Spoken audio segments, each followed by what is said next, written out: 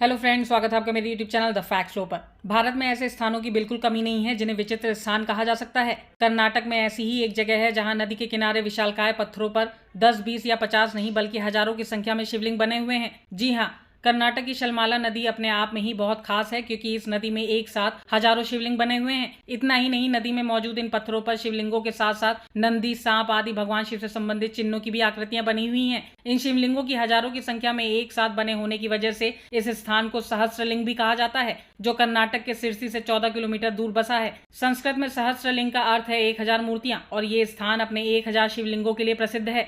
शलमाला नदी के तल में बहुत बड़ी चट्टानें हैं। गहरे भूरे रंग के ये पत्थर सख्त ग्रेनाइट पत्थर जैसे लगते हैं। यहाँ पर आपको लगभग हर चट्टान पर 1 या 2 शिवलिंग देखने को मिल जाएंगे। इस नदी को बेहद पवित्र माना जाता है, जिसका कारण है इतनी तादाद में शिवलिंगों का यहाँ मौजूद होना। और आपको बता दूं कि चट्टानों के नदी के बीच में होने के कारण नदी स्वयं ही इन लिंगों का जलाभिषेक करती है। सावन के महीने में दूर दूर से हजारों श्रद्धालु यहाँ इन लिंगों के दर्शन के लिए आते हैं। ये रहस्यमयी शिवलिंग नदी में कैसे आए, इसे लेकर तरह तरह की कहानियां प्रचलित हैं। कहा जाता है कि शिवलिंगों को सिरसी के राजा सदाशिव राय ने 1678 से 1718 के बीच में बनवाया था। राजा सदाशिव राय भगवान शिव के बहुत बड़े भक्त थे, इसलिए उन्होंने सहस्त्र शिवलिंग बनवाए थे। और एक और मान्यता है कि राजा सदाशिव राय को संतान नहीं हो रही थी, तभी उन्हें एक ऋषि ने सहस्त्र शिवलिंगों का निर्माण करवाने की राय दी। राजा ने ऋषि की बात मानते हुए शलमाला नदी में मौजूद लगभग हर शिला और पत्थर पर शिवलिंग का निर्माण करवाया और कहा जाता है कि उसी के बाद राजा को संतान की प्राप्ति हुई। और आपको बता दूं कि इस अद्भुत नजारे को देखने के लिए भक्तों को नवंबर से मार्च के बीच में जाना चाहिए,